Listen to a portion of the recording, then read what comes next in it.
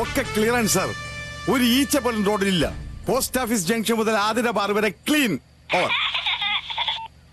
Hello, സിസേറിയനോ? ഓ, നീണ്ട 16 വർഷത്തെ കഠിനാധ്വാനത്തിന്റെ ഫലമാ. Doctor ഒന്ന് ശ്രദ്ധിച്ചോളേ. കടിഞ്ഞൂലായതുകൊണ്ട് വൈഫിനൊരു ടെൻഷൻ കാണും. കത്തി മുള്ളൊക്കെ ഒന്ന് നന്നായിട്ട് ബാർസപ്പെട്ട് കഴിയേക്കണേ, എന്നിട്ട് കേറിക്കോ. അല്ല, ഗവൺമെന്റ് ആശുപത്രി ആയതുകൊണ്ട് പറഞ്ഞതാ. പ്രധാനമന്ത്രി വന്നു പോയാൽ ഉടനെ ഞാൻ അവിടെ എത്തും. Over. Sorry, over. Attention goal. Athira ബാറിന് സമീപം കുറെ മദ്യപാനികൾ കൂടി നിൽക്കുന്നുണ്ട്. ഇന്നൊരുക്കായിട്ട് ക്ലിയർ ചെയ്യണം. സാർ, അത് വേറെ ഒന്നുമില്ല സാർ, സിസേറിയൻ കാണാൻ നിൽക്കുന്നതാ. അല്ല, സോറി, പ്രധാനമന്ത്രിയെ വരവേൽക്കാൻ നിൽക്കുന്ന പാർട്ടി പ്രവർത്തകരാ. ആ, കുറെ നേരമായിട്ട് വെയിൽ കൊള്ളുകയില്ലേ, ആവേശം കെട്ടുപോകാതിരിക്കാൻ വേണ്ടി ഞാൻ ബാറിന്റെ അടുത്ത് നിൽക്കുന്നത്. ഓവർ. വണ്ടി ശരിയാക്കടോ. ബ്ലഡ് വേണമെന്നാ? എന്റെ ദൈവം, പെട്ടെന്ന് ഇങ്ങനെ പറഞ്ഞ പോലീസുകാരൊക്കെ ഡ്യൂട്ടിയില്ല. ഇവിടെയാണെങ്കിൽ ലാത്തി ചാർജും ഇല്ല. അത് ഓ ഗ്രൂപ്പുകാരൻ തന്നെ തല്ലുകൊള്ളാൻ വരണ്ടേ? എന്ത് പറ്റി സാർ? ആകെ ടെൻഷനാണ് കൂട്ടായി. ഒരു വശത്ത് നാടിന്റെ പ്രധാനമന്ത്രി, മറുവശത്ത് ഭാര്യയുടെ സിസേറിയൻ. തന്നോട് 100 വട്ടം പറഞ്ഞിട്ടില്ല എന്റെ മുമ്പിൽ വെച്ച് സാമാനം വലിച്ചു കയറ്റണമെന്ന്. Sorry sir. വലിച്ചു കയറ്റുന്ന താനും തുമ്പണം ഞാനുമാണ്. മേലിൽ എന്റെ കൺവെട്ടത്ത് കണ്ടുപോയത്. ഹലോ. ഓ, കട്ടായി. വിളിച്ചായിരുന്നു സാർ? കട്ടായി, ഫോൺ കട്ടായി. കുട്ടായി എന്നല്ല, ഇപ്പോഴേ ഫിറ്റായി. ആരാ വണ്ടി കടത്തോട്ടെ?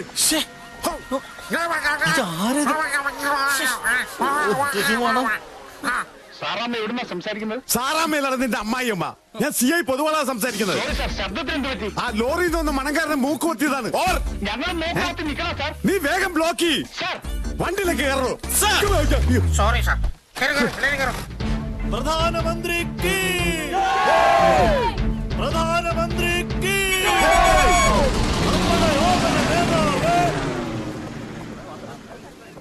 നമ്മുടെ ഓമന നേതാവേ, ധീരതയോടെ നയിച്ചോളൂ. കുറ്റിക്കാട്ട് അമ്മയാണ് സത്യം. ഞാൻ അവളോട് പറഞ്ഞെന്നവരാ പ്രസവിക്കണ്ടെന്ന്. അതിനേക്കാൾ വേദനയാണ് ഞാൻ അനുഭവിച്ചുകൊണ്ടിരിക്കുന്നത്.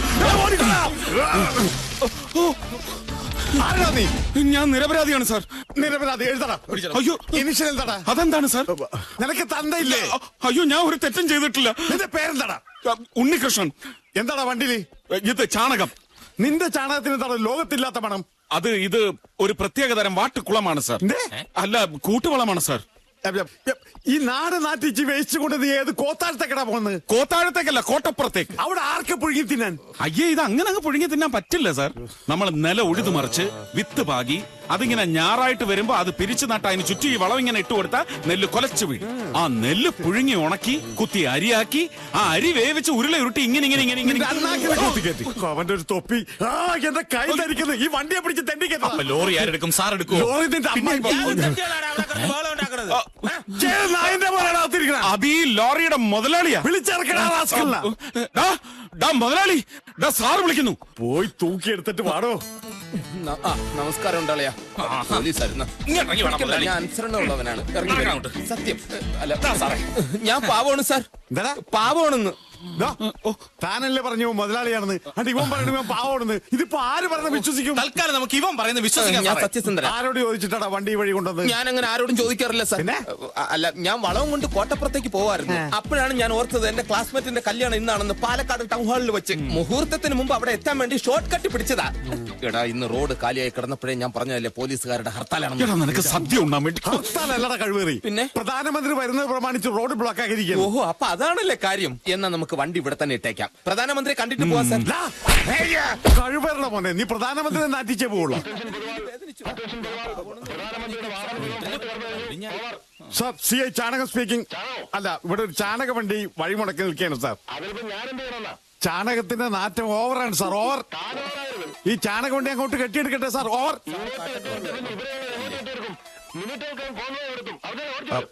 എന്തായാലും ഒരു ഉപകാരം ചെയ്യണം സാർ. മന്ത്രിയുടെ കാറിന്റെ 2 ഗ്ലാസ് കയറ്റി വെക്കാൻ പറയണം സാർ. അല്ലെങ്കിൽ മൂക്കിലേക്ക് 2 പഞ്ഞി കഷ്ണം കുത്തി കയറ്റി വെക്കാൻ പറയണം സാർ. ഓവർ. സാറ് പറഞ്ഞത് കേട്ടില്ല, എടുത്ത് മാറ്റണം. ഹലോ, സീസറിന്റെ ബ്രാൻഡ് അല്ല. ഏത് സിസേറിയൻ? എന്ത് സിസേറിയൻ? ഫോൺ വെക്കടാ തേണ്ടി. എടാ, പറഞ്ഞത് കേട്ടില്ലേ? കേട്ട് സാർ. എന്ത് സിസേറിയൻ കഴിഞ്ഞെന്ന്? സിസേറിയൻ വണ്ടി എടുത്ത് മാറ്റണം സാർ. വണ്ടി നിന്നാ പിന്നെ തള്ളണം. എന്റെ പറശ്ശിനിക്കട മുത്തപ്പ, എന്റെ ജോലി പോയിന്നാ തോന്നുന്നത്. ഒന്ന് സഹായിക്കണോ?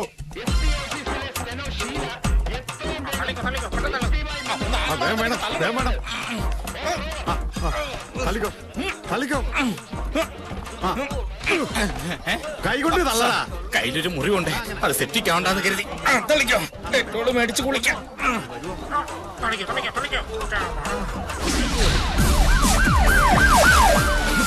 കോൺവോയ് പോയി.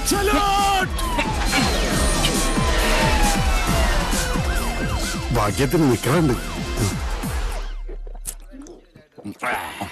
എടാ നിനക്കറിയോ, ഇന്ന് കല്യാണ പന്തലിൽ പെണ്ണുങ്ങളുടെ ഇടയിൽ വെച്ച് കല്യാണ പയ്യന്റെ പേര് വിളിച്ചു.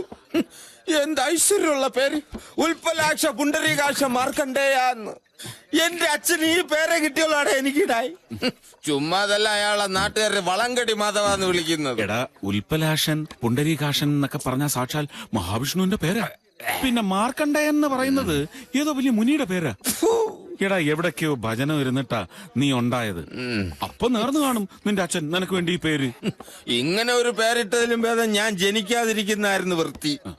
എടാ, നല്ലൊരു അച്ഛനായിരുന്നെങ്കിൽ എന്നെ എന്നെ നല്ല വൃത്തിയിലൂടെ കെട്ടിച്ചയച്ചനെ. എടാ, നിനക്കറിയോ, 7ാം ക്ലാസ്സിൽ 6ാമത് തവണ ഞാൻ തോറ്റുന്നപ്പോ എന്റെ കൂടെ ക്ലാസ്സിലെത്തിയവന്റെ 2ാം കല്യാണത്തിന് ഞാൻ പോയത്.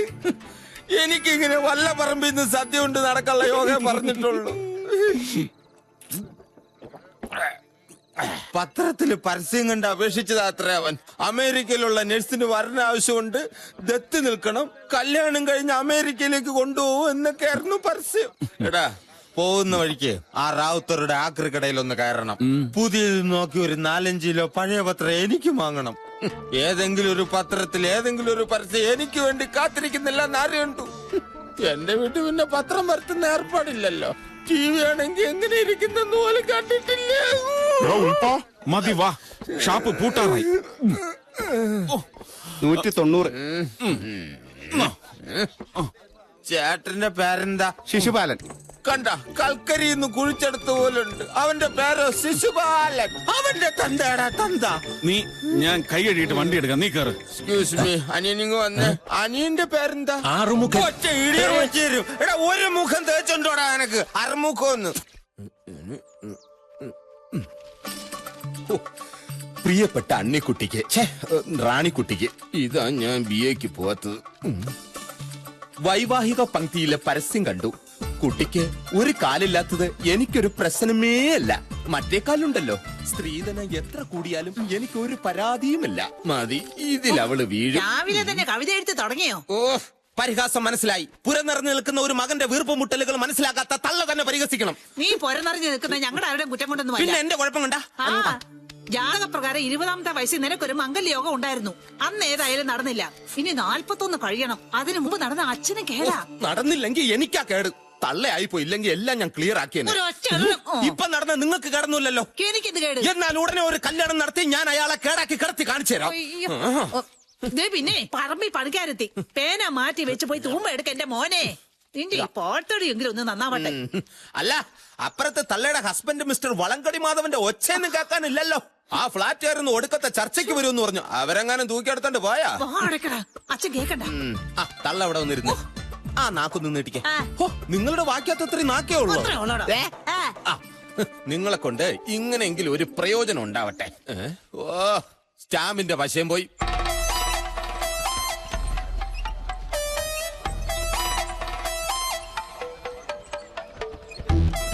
ശങ്കരോ, ഒന്ന് വേഗം പണി തീർക്കണം. നാളെ 1-ാം തീയതിയാ. വൈകുന്നേരം അവിടെ ഭയങ്കര തിരക്കായിരിക്കുവേ. നീ വേണം തള്ളാൻ. കൊള്ളാം. പാർത്ഥസാരഥി ഉള്ളപ്പോ അർജുനേന്ദ്ര മൂപ്പ വേവലാതി. അയ്യോ, ഒരു വേവലാതിയും ഇല്ല. ഞാൻ നിരക്കി വെച്ചിട്ട് വേഗം ഇങ്ങോട്ട് വാ. നീയും തള്ളിക്കയറാൻ മിടുക്കനാ.